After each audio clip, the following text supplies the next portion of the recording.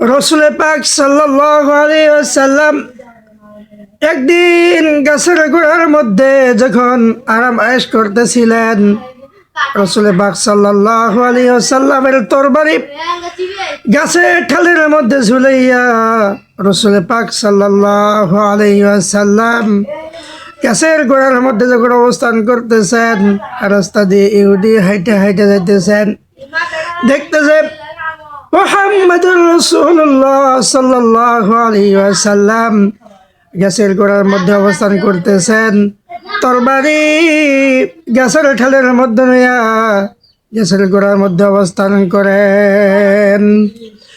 ইহুদি বলে করল, আজকে মুহাম্মদকে শেষ করে দিতে হবে, আজকে এই সুযোগ পেয়েছি, আজকে যদি মুহাম্মদকে কতল যদি না করতে পারি আর কোনোদিন মুহাম্মদকে আমি কতল করতে পারবো না।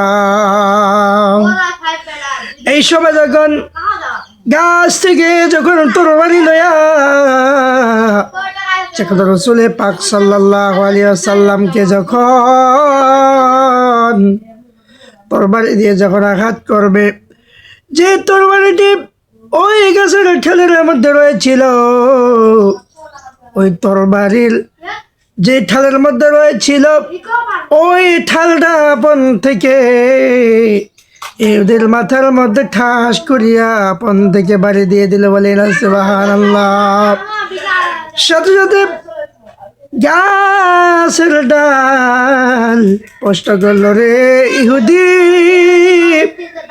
আবার রসুলকে যেভাবে তুমি আঘাত করেছিলে তোমরা করতেছো, আবার রসুলকে তুমি আঘাত করবে, আমি রয়েছি আমার সামনে, তুমি আবার রসুলকে একটা ক্ষতি করতে পারবে না, কারণ আমি মুহাম্মদ রাসূলুল্লাহ সাল্লাল্লাহু আলাইহি ওয়াসাল্লাম যদি না হতো রে, আজকে দুনিয়ার জমিনে আমি আসতাম না।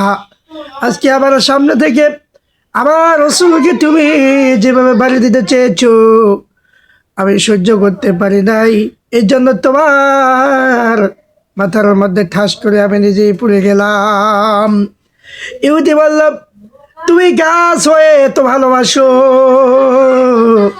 আমি মানুষ হয়ে রসুল চিনলাম না, আজকে তুমি যে তো মোহাব্বত এত ভালোবাসা দেখাইলা, যাও তোমার কারণে রসুলকে তুমি যেভাবে মোহাব্বত করেছো আমিও সেইভাবে কালিমা পড়ে মুসলমান হয়ে গেলাম। লা ইলাহা ইল্লাল্লাহু